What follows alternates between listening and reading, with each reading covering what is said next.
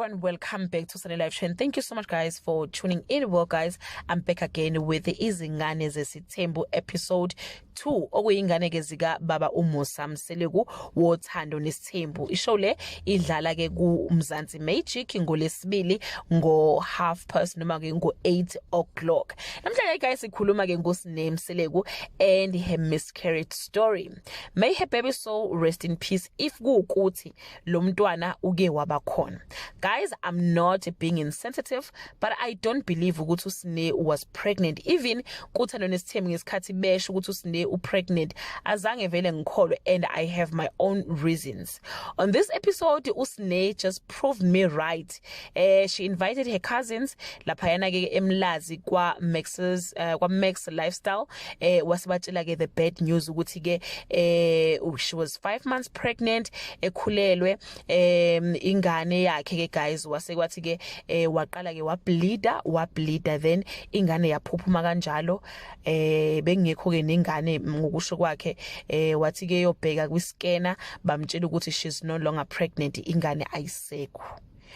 Firstly guys, ngokwami lawo asho uSne amanga ahlaza, ingane ka 5 months ingane ephelele, and I don't think it's possible ukuthi ingaphenduka igazi leyo ngane le angayiboni angayingcwabi.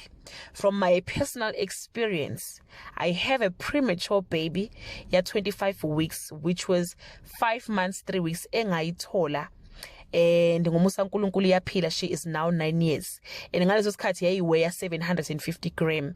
I was 5 months 3 weeks, but kwase kuyingane ephila enekhanda nezandla nenyawo.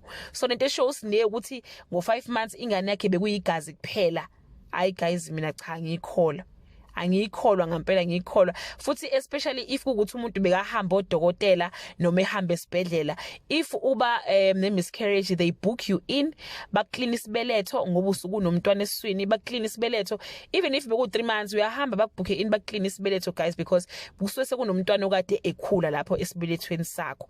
So leka Sne hayi bafethu no, hayi ngiyanqaba ayikho kahle. And if ukuthi mhlawumbe usuna 5 months wawusuthi uyathola umntwana oyi premature, they give you choice esibhedlela ukuthi uzozingcwabela ingane yakho lencane noma uhulumeni uzokungcwabela ingane, kuba ukuthi ke kukuwena ukuthi ke uvumelana kuphi. But nje le show uSne guys amanga basaqhubeka nje ne content yabo abantu bakaMseleku ayishema, ngazi ukuthi ne production yayo le show ivume kanjani into nje, because vele sizoyiquestion, because I believe vele nje ukuthi umuntu angathi ingane na 5 months ivele wopha emva lokho kwaphela kanjalo azayibona ingane. Hayi bafethu kahleni siyayibuka phela iTV ngoba vele siyikhokhele, kodwa nje hayi cha la banokudlala ngathi abantu bakaMseleku. But ke I don't know guys, that all I have for today. Do leave your comment below and share your opinion ngale ndaba kaSne. Mhlambe wena you might have is same experience efane kaSne, mhlambe nawe wakwakhulelwa una 5 months ingane wangayibona.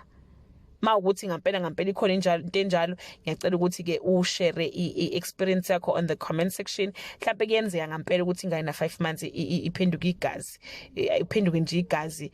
Yimina nje mhlawumbe owaba ne different experience, but nje guys from my experience hayi cha, awa, into ayidingi. Bye.